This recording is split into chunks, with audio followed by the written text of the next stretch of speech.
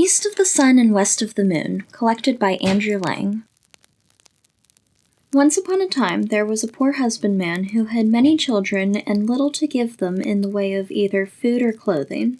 They were all pretty, but the prettiest of all was the youngest daughter, who was so beautiful that there were no bounds to her beauty. So once, it was late on a Thursday evening in autumn, and wild weather outside, terribly dark and raining so heavily and blowing so hard that the walls of the cottage shook again. They were all sitting together by the fireside, each of them busy with something or other, when suddenly someone rapped 3 times against the window pane. The man went out to see what could be the matter, and when he got out there stood a great big white bear. "Good evening to you," said the white bear. "Good evening," said the man. "Will you give me your youngest daughter?" said the white bear. "If you will, you shall be as rich as you are now poor." Truly the man would have had no objections to be rich, but he thought to himself, "I must first ask my daughter about this." So he went in and told them that there was a great white bear outside, who had faithfully promised to make them all rich if he might but have the youngest daughter. She said no, and would not hear of it. So the man went out again, and settled with the white bear that he should come again next Thursday evening, and get her answer.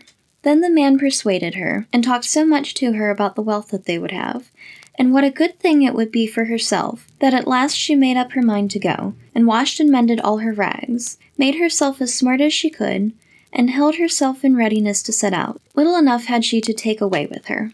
Next Thursday evening the white bear came to fetch her. She seated herself on his back with her bundle, and thus they departed. When they had gone a great part of the way, the white bear said, "Are you afraid?" "No, that I am not," said she. "Keep tight hold of my fur, and then there is no danger," said he. And thus she rode far, far away until they came to a great mountain. Then the white bear knocked on it, and a door opened, and they went into a castle where there were many brilliantly lighted rooms, which shone with gold and silver. Likewise a large hall in which there was a well-spread table. And it was so magnificent that it would be hard to make anyone understand how splendid it was. The white bear gave her a silver bell, and told her that when she needed anything she had but to ring this bell, and what she wanted would appear. So after she had eaten, and night was drawing near, she grew sleepy after her journey, and thought she would like to go to bed. She rang the bell, and scarcely had she touched it before she found herself in a chamber, where a bed stood ready-made for her, which was as pretty as anyone could wish to sleep in. It had pillows of silk and curtains of silk fringed with gold, and everything that was in the room was of gold or silver. But when she had lain down and put out the light, a man came and lay down beside her. And behold, it was the white bear, who cast off the form of a beast during the night. She never saw him, however, for he always came after she had put out her light, and went away before daylight appeared. So all went well and happily for a time. But then she began to be very sad and sorrowful, for all day long she had to go about alone, and she did so wish to go home to her father and mother and brothers and sisters. Then the white bear asked what it was that she wanted, and she told him that it was so dull there in the mountain, and that she had to go about all alone, and that in her parents' house at home there were all her brothers and sisters, and it was because she could not go to them that she was so sorrowful. "There might be a cure for that," said the white bear, "if you would but promise me never to talk with your mother alone, but only when the others are there too. For she will take hold of your hand," he said, "and will want to lead you into a room to talk with you alone. But that you must by no means do, or you will bring great misery on both of us." So one Sunday the white bear came and said that they could now set out to see her father and mother. And they journeyed thither, she sitting on his back, and they went a long, long way, and it took a long, long time. But at last they came to a large white farmhouse, and her brothers and sisters were running about outside, playing. And it was so pretty that it was a pleasure to look at it. "Your parents dwell here now," said the white bear. "But do not forget what I have said to you, or you will do much harm to both yourself and me."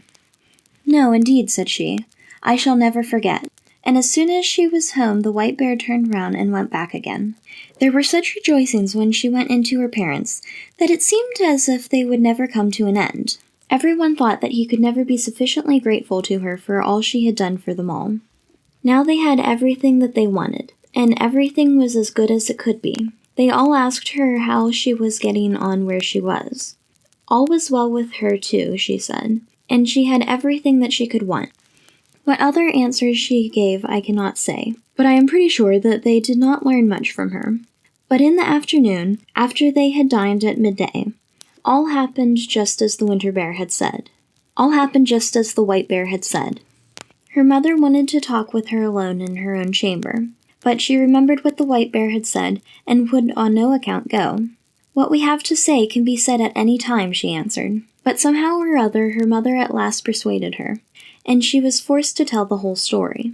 So she told how every night a man came and lay down beside her when the lights were all put out, and how she never saw him because he always went away before it grew light in the morning, and how she continually went about in sadness, thinking how happy she would be if she could but see him, and how all day long she had to go about alone, and it was so dull and solitary. "Oh," cried the mother in horror, "you are very likely sleeping with a troll! But I will teach you a way to see him. You will have a bit of one of my candles, which you can take away with you hidden in your breast. Look at him with that when he is asleep, but take care not to let any tallow drop upon him." So she took the candle and hid it in her breast, and when evening drew near, the White Bear came to fetch her away. When they had gone some distance on their way, the White Bear asked her if everything had not happened just as he foretold, and she could not but own that it had. "Then, if you have done what your mother wished," said he, "you have brought great misery on both of us." "No," she said, "I have not done anything at all." So when she had reached home and gone to bed, it was just the same as it had been before, and a man came and lay down beside her, and late at night, when she could hear that he was sleeping, she got up and kindled a light, lit her candle, let her light shine on him, and saw him, and he was the handsomest prince that eyes had ever beheld, and she loved him so much that it seemed to her that she must die if she did not kiss him that very moment. So she did kiss him, but while she was doing it, she let 3 drops of hot tallow fall upon his shirt, and he woke. "What have you done now?" said he. "You have brought misery on both of us. If you had but held out for the space of 1 year, I should have been free. I have a stepmother who has bewitched me so that I am a white bear by day and a man by night.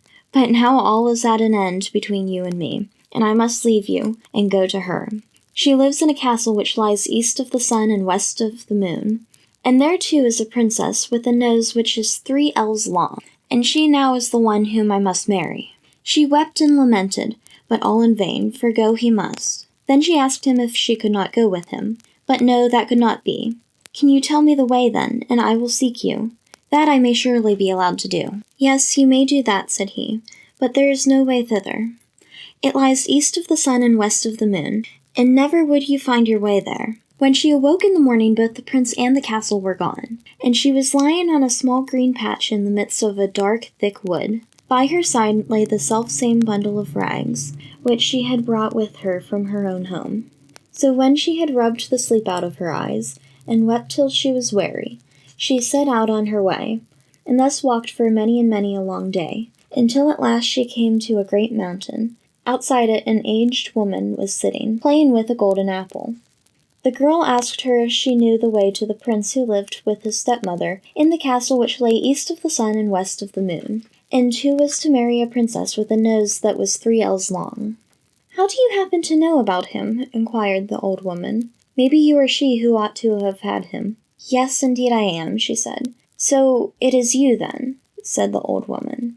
"I know nothing about him but that he dwells in a castle which is east of the sun and west of the moon. You will be a long time in getting to it, if you ever get to it at all. But you shall have the loan of my horse, and then you can ride it to an old woman who is a neighbor of mine.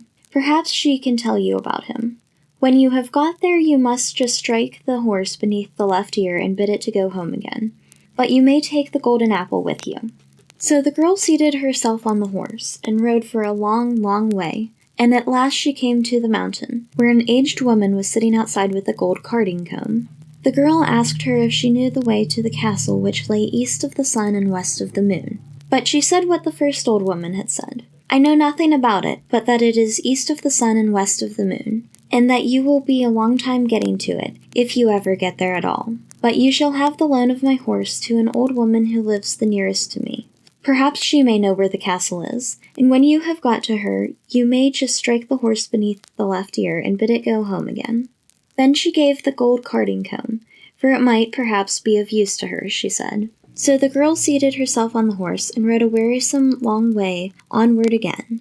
And after a very long time she came to a great mountain, where an aged old woman was sitting, spinning at a golden spinning wheel.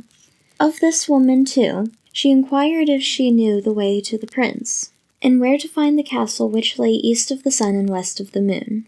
But it was only the same thing once again. Maybe it was you who should have had the prince, said the old woman. Yes, indeed, I should have been the one, said the girl.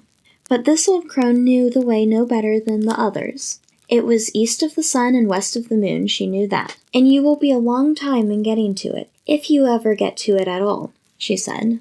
But you may have the loan of my horse, and I think you had better ride to the east wind and ask him. Perhaps he may know where the castle is, and will blow you thither. But when you have got to him, you must just strike the horse beneath the left ear, and he will come home again. And then she gave her the golden spinning wheel, saying, Perhaps you may find that you have a use for it. The girl had to ride for a great many days, and for a long and wearisome time, before she got there. But at last she did arrive, and then she asked the east wind if he could tell her the way to the prince who dwelt east of the sun and west of the moon. Well, said the east wind, I have heard tell of the prince, and of his castle, but I do not know the way to it, for I have never blown so far. But, if you like, I will go with you to my brother the west wind. He may know that, for he is much stronger than I am. You may sit on my back, and then I will carry you there. So she seated herself on his back, and they did go swiftly. When they got there, the east wind went in and said that the girl whom he had brought was the one who ought to have had the prince, up at the castle which lay east of the sun and west of the moon, and that now she was travelling about to find him again, so he had come there with her, and would like to hear if the west wind knew whereabout the castle was. No, said the west wind, so far as that have I never blown, but if you like I will go with you to the south wind, for he is much stronger than either of us, and he has roamed far and wide, and perhaps he can tell you what you want to know. You may seat yourself on my back, and then I will carry you to him. So she did this, and journeyed to the south wind. Neither was she very long on the way. When they had got there, the west wind asked him if he could tell her the way to the castle that lay east of the sun and west of the moon, for she was the girl who ought to marry the prince who lived there. Oh, indeed, said the south wind. Is that she? Well, said he, I have wandered about a great deal in my time, and in all kinds of places, but I have never blown so far as that. If you like, however, I will go with you to my brother, the north wind. He is the oldest and strongest of all of us, and if he does not know where it is, no one in the whole world will be able to tell you. You may sit upon my back, and then I will carry you there. So she seated herself on his back, and off he went from his house in a great haste, and they were not long on the way. When they came near the north wind's dwelling, he was so wild and frantic that they felt the cold gusts a long while before they got there. What do you want? He roared out from afar, and they froze as they heard. Said the south wind, It is I, and this is she who should have had the prince who lives in the castle which lies east of the sun and west of the moon. And now she wishes to ask you if you have ever been there, and can tell her the way, for she would gladly find him again. Yes, said the north wind, I know where it is. I once blew an aspen leaf there, but I was so tired that for many days afterward I was not able to blow at all. However, if you really are anxious to go there, and are not afraid to go with me, I will take you on my back, and try if I can blow you there. Get there I must, said she, and if there is any way of going I will, and I have no fear, no matter how fast you go. Very well then, said the north wind, but you must sleep here tonight, for if we are ever to get there, we must have the day before us. The north wind woke her betimes next morning, and puffed himself up, and made himself so big and so strong that it was frightful to see him, and away they went, high up through the air, as if they would not stop until they reached the very end of the world. Down below there was such a storm, it blew down woods and houses, and when they were above the sea the ships were wrecked by hundreds. And thus they tore on, and a long time went by, and then yet more time passed, and still they were above the sea. And the north wind grew tired, and more tired, and at last so utterly weary that he was scarcely able to blow any longer. And he sank and sank, lower and lower, until at last he went so low that the waves dashed against the heels of the poor girl he was carrying. "Art thou afraid?" said the North Wind. "I have no fear," said she. And it was true, but they were not very, very far from the land, and there was just enough strength left in the North Wind to enable him to throw her onto the shore, immediately under the windows of a castle which lay east of the sun and west of the moon. But he was so weary and worn out that he was forced to rest for several days before he could go to his own home again. Next morning she sat down beneath the walls of the castle to play with the golden apple, and the first person she saw was the maiden with the long nose, who was to have the prince. "How much do you want for that gold apple of yours, girl?" said she, opening the window. "It can't be bought for gold or money," answered the girl. "If it cannot be bought either for gold or money, what will buy it?" "You may say what you please," said the princess. "Well, if I may go to the prince who is here, and be with him tonight, you shall have it," said the girl who had come with the North Wind. "You may do that," said the princess, for she had made up her mind what she would do. So the princess got the golden apple. But when the girl went up to the prince's apartment that night, he was asleep, for the princess had so contrived it. The poor girl called to him and shook him, and between whiles she wept. But she could not wake him. In the morning, as soon as day dawned, in came the princess with the long nose, and drove her out again. In the daytime she sat down once more beneath the windows of the castle, and began to card with the golden carding comb. And then all happened as it had happened before. The princess asked what she wanted for it, and she replied that it was not for sale either for gold or money, but that if she could get leave to go to the prince, and be with him during the night, she should have it. But when she went up to the prince's room, he was again asleep, and let her call him, or shake him, or weep as she would, he still slept on, and she could not put any life in him. When daylight came in the morning, the princess with the long nose came too, and once more drove her away. When day had quite come, the girl seated herself under the castle windows, to spin with her golden spinning wheel, and the princess with the long nose wanted to have that also. So she opened the window and asked what she would take for it. The girl said what she had said on each of the former occasions, that it was not for sale either for gold or for money, but if she could get leave to go to the prince who lived there, and be with him during the night, she should have it. "Yes," said the princess, "I will gladly consent to that." But in that place there were some Christian folk who had been carried off, and they had been sitting in the chamber which was next to that of the prince, and had heard how a woman had been in there who had wept and called on him 2 nights running, and they told the prince of this. So that evening, when the princess came once more with her sleeping drink, he pretended to drink, but threw it away behind him, for he suspected that it was a sleeping drink.